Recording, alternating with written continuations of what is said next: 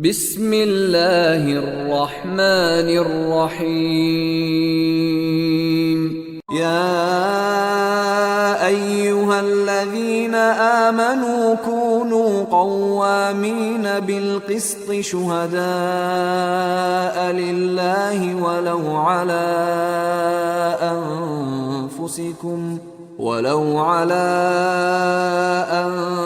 أنفسكم أو الوالدين والأقربين إن يكن غنيا أو فقيرا فالله أولى بهما فلا تتبعوا الهوى أن تعدلوا وإن تلووا أو تعرضوا فإن الله كان بما تعملون خبيرا.